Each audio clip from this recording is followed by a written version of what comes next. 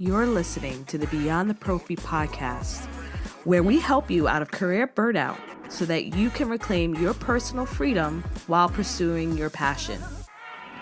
I'm your host, Jasmin Haley, entrepreneur, influencer, and educator that will help empower you with our interviews, strategies, and straight talks. If you're ready to push past your comfort zone to your greatness, you have found the right podcast. Stay tuned and listen in. Hey, this is your host, Jasmin Haley of the Beyond the Prophy podcast, and our guest for this episode is Amanda Autry. She is an empowerment coach, originally from Baltimore, Maryland. I can't wait for you to know where she's at right now, which is amazing. Her path as a coach started through her own personal journey of self-discovery and growth. She realized that there was massive and sustainable change that was needed, and it was possible. It has fueled her passion to help other women tap into their own potential. She hosts workshops, retreats, and works with clients one-on-one to empower them to discover their own unique path to thriving in their life. I had the absolute pleasure of meeting her before she left Baltimore at a, vision board. A vision board creation, BEMore Babes. Oh. BEMore Babes. Her business is called Season of Becoming, and I am over the moon that she agreed to be on the show today. Thanks for coming. Thank you for having me. I was so honored when you asked me. I'm so excited. Yeah, I love watching your journey. Just a short period of time that I've had a chance to follow you. I love hearing what you're doing, the words that you're saying. I feel like it just resonates so much with me. It's things that I have dealt with, and I know that if it resonated with me, I know there's some more women out there that have dealt with those different struggles. But I love what you're doing, and I just want to dive in deep because it's not an easy thing to empower people. You know, there's a lot of work that we have to do internally. And I know with you have had to do that with yourself and embracing some of those struggles. How did you get to that place to, embrace the struggles that you have to also go through? And I don't like to use struggle because that's such a negative word, the journey, how have you been able to embrace it and continually put out such authentic, genuine content that really shows that not only are you working on yourself, but you're really helping others do the same? I have been so inspired by the journeys of so many other women. And when I am having a hard day, I almost feel that it is a disservice not to share that part of the journey, because with social media at the forefront, we are constantly seeing everyone's highlight reel, and that is just not the whole story. And when I was on my own journey, I would pick up a self-development book and I would do the 30-day course on how to be happy. And the end of 30 days would happen and I wasn't happy yet. And I'm like, what is wrong with me? Why can't I get this? Mm-hmm. And after doing the work and reading the books and listening to other people's stories, I started to realize that I'm not alone and I'm not broken. And I just have to find my own path and my own journey. So I share what I share, and I try to share my tough days as often as I can in hopes that other women will see it and they will read it and they will say, oh, okay, I can keep going, because I don't believe that people that are successful have a lack of fear or bumps in the road. I believe that they persevere. And if you don't have a support system, if you don't have that confirmation that you're not the only one in this, it can be really tough not to say, okay, I'm throwing my hands up on this one. So I do it for me, honestly, because on those days, sometimes I just want to put my head under the covers. And I know that if I show up for myself and for people, I'll be able to keep going, and hopefully they will too. I tell you, there was a post that you had, I think you were like sitting in a car or something like that. And what really really struck me was the fact that you needed to take like a pause. Like I think you had like a sweater or something over your head as you were sitting in the car. And I was like, oh my gosh, I need one of those right now. It was like one of those days I was just feeling like, man. And what I really appreciate with that post was seeing a real life um, talk that we go through in our mind and our head and how we interact with others, and you recognizing that it was time for you to take that pause. That's not an easy thing to do, because we're bombarded with things and just our culture of go go go go go go, keep going, you got to accomplish as much as you can, and there's no sense of pumping the brakes. And I'm guilty of that too. Yeah, a lot of people are. You have to pick your head up sometimes. And I like to use the analogy of caring for a child. If you were caring for a kid, I've been a nanny before, I don't have children of my own, but you're constantly, are you hungry? Are you okay? Do you need something? We don't do that with ourselves a lot of the time. So those moments where I had to throw that sweater over my head and put on meditation music, I don't want to fool anyone by saying that that was an easy moment for me to just surrender to that and say, this is what I need right now. But I had a choice. I could continue to go through the rest of my day feeling stressed out, breaking out in hives, the whole nine, or I could take these 10 minutes and use it for myself. Yeah, absolutely. um I think it's so cool too, listeners. I can't hold this in any longer. Okay. She's she's left Baltimore. Uh One, she's in love, newly engaged, but she's traveling across the country.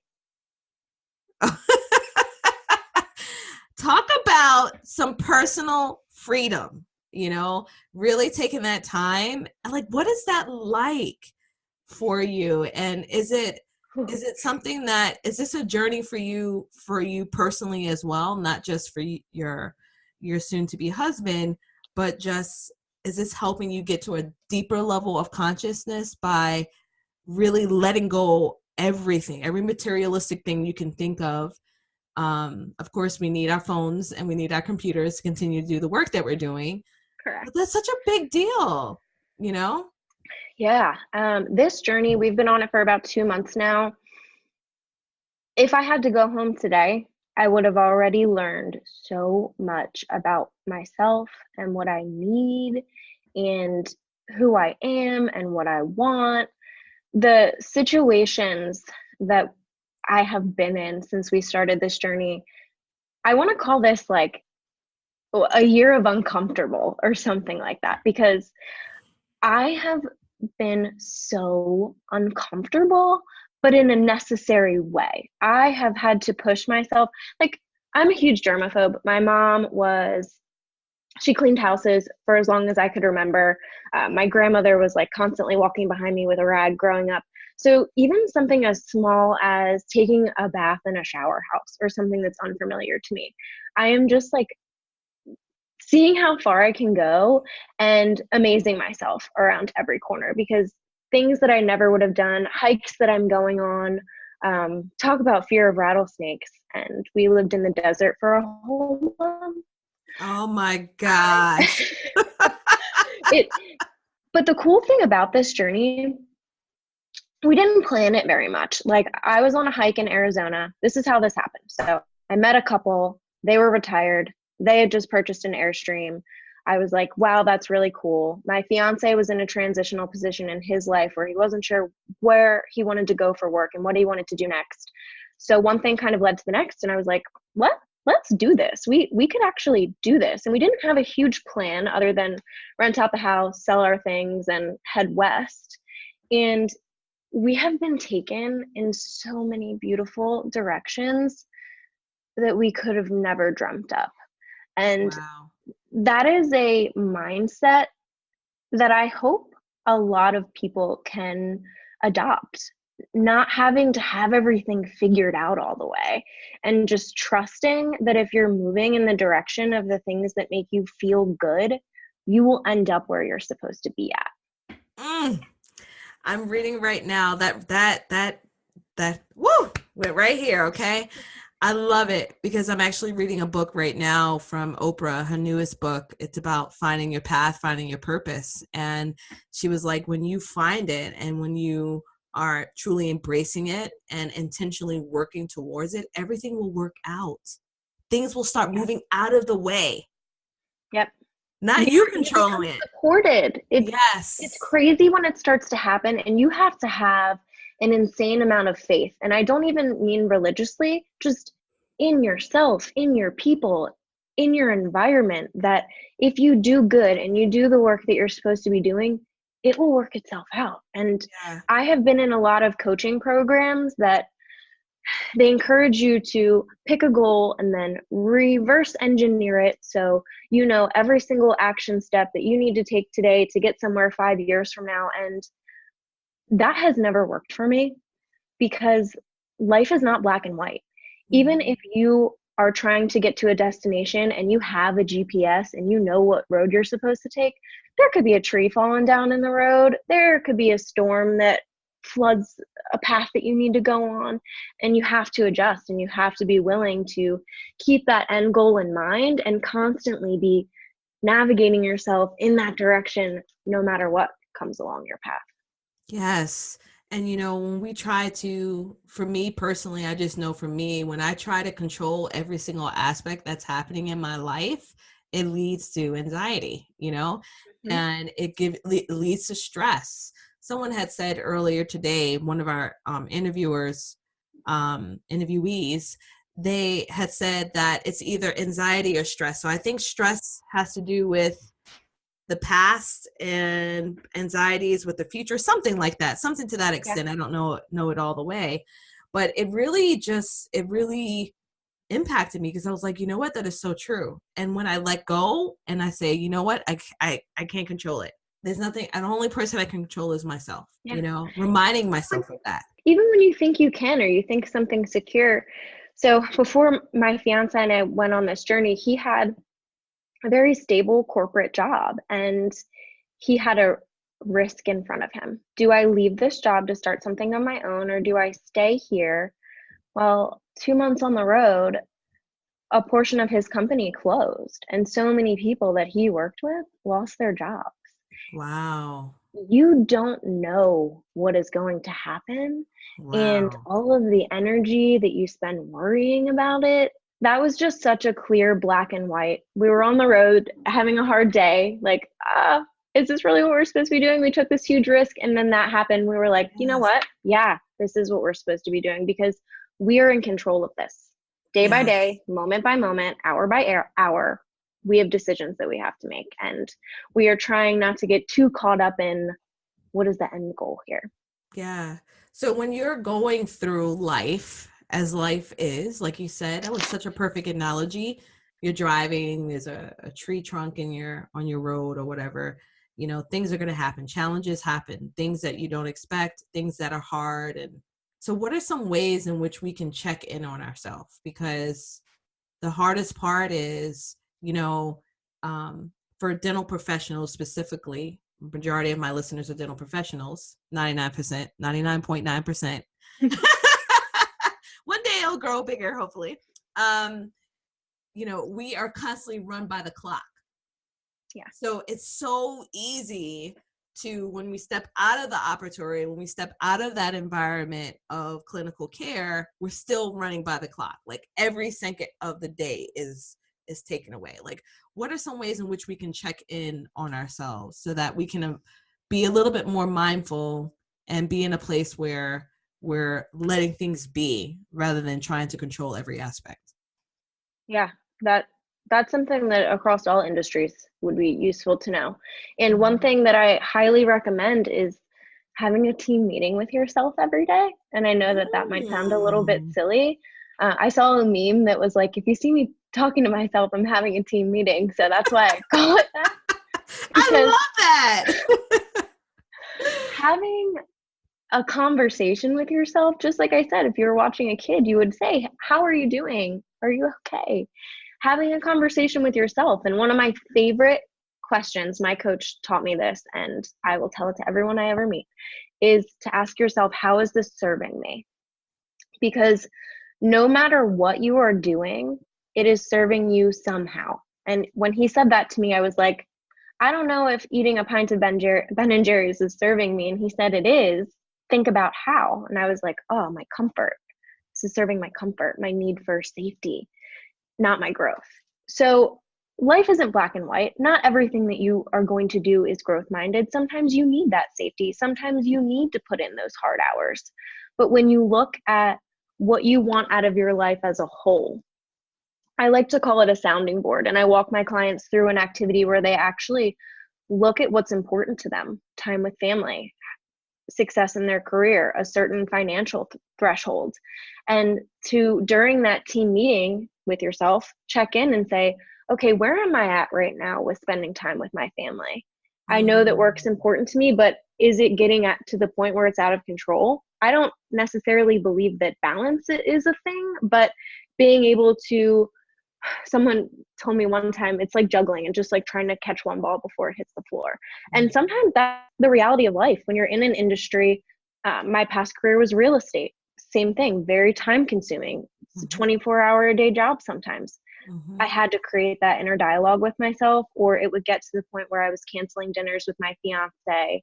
I wasn't showing up to family events and soccer games. And that is not in alignment with the values that I strive towards. So you just adjust.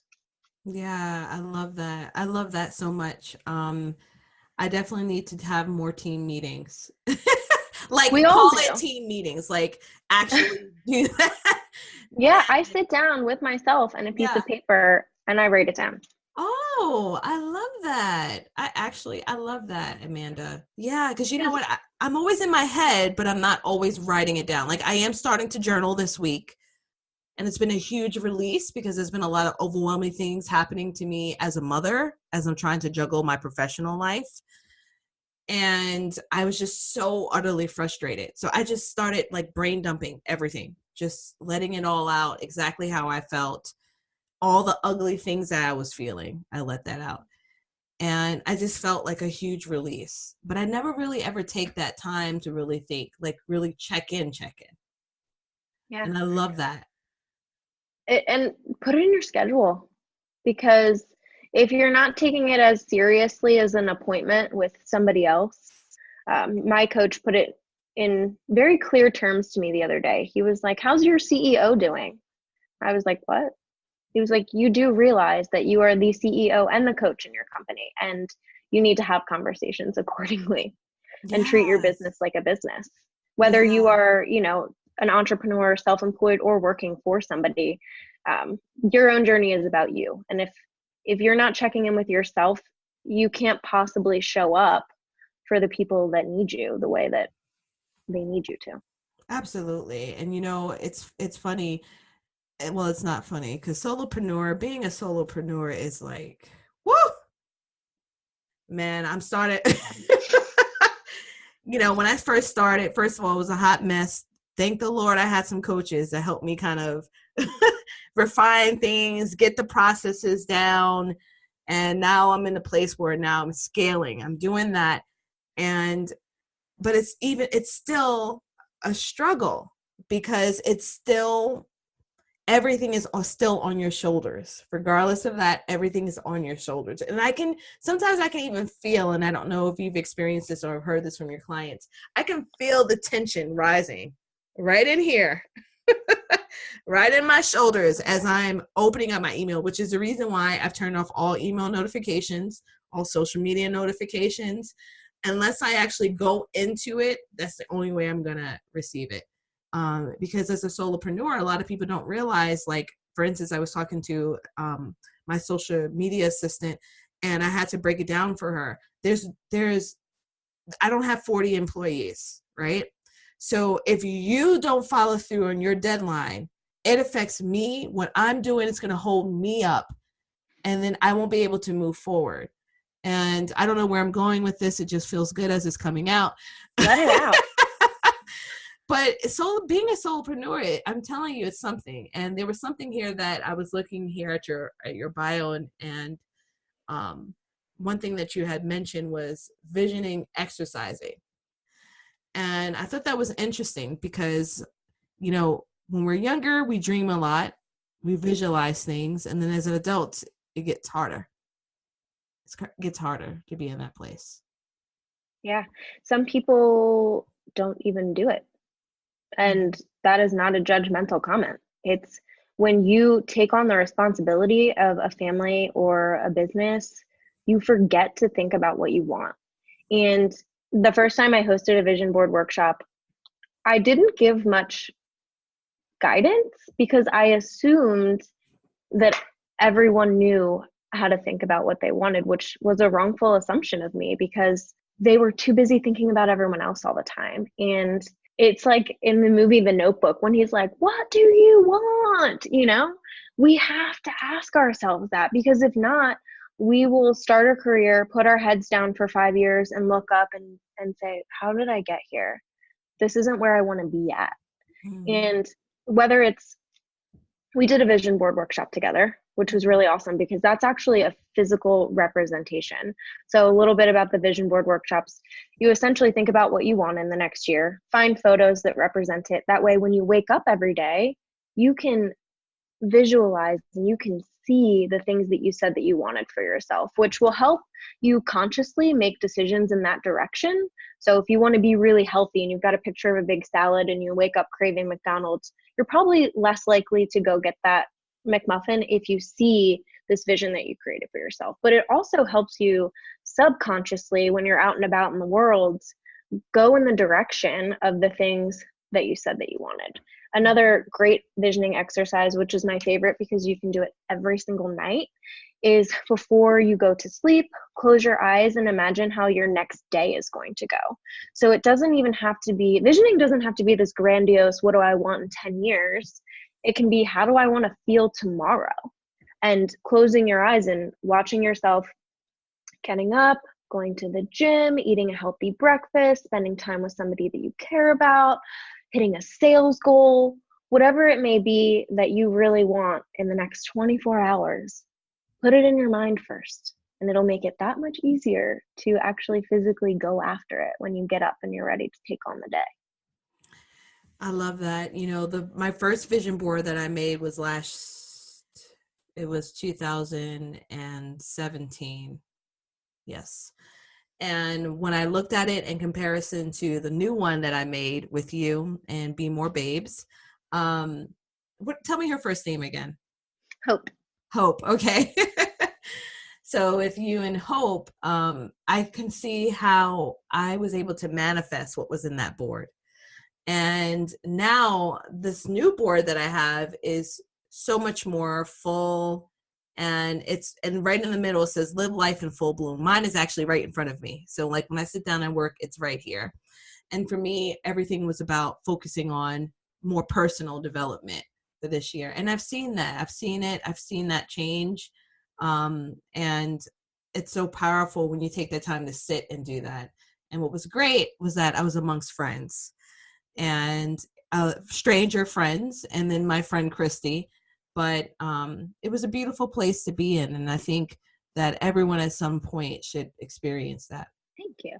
Yeah, I find that one of the reasons that I created this business is because the self-development journey can be so lonely. Because let's think of a caterpillar turning into a butterfly.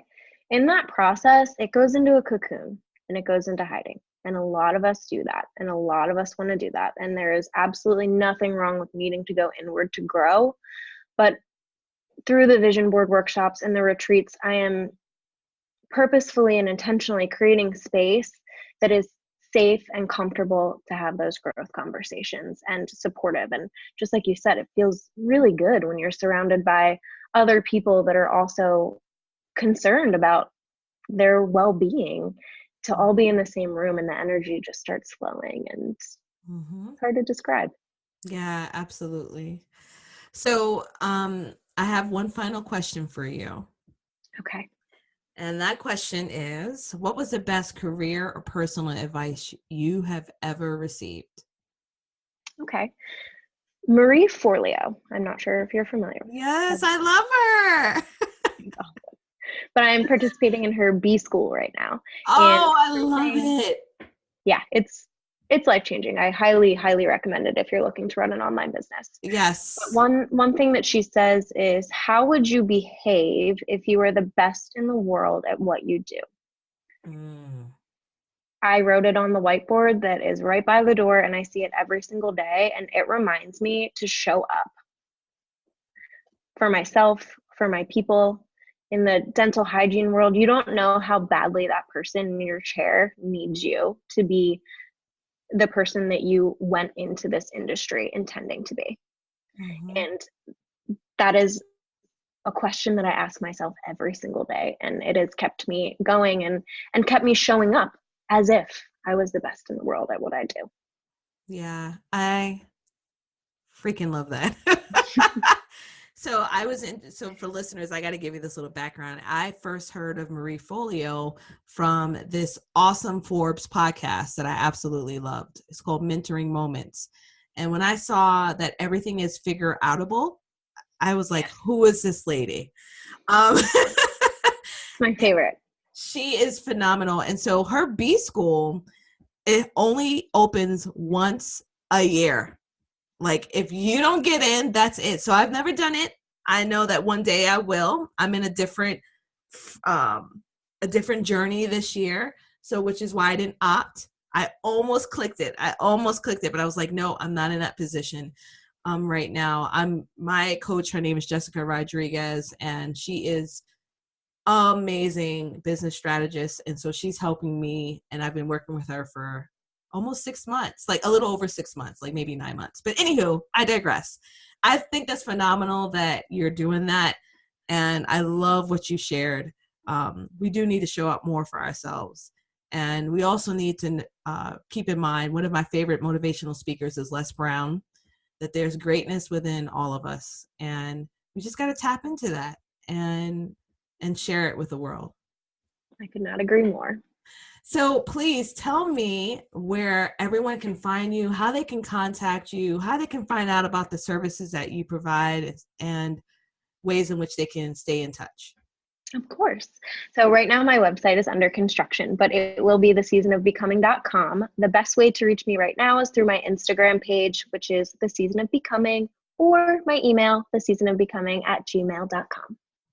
Awesome. Well, thank you, Amanda, for being on the show. I can't thank you enough. And best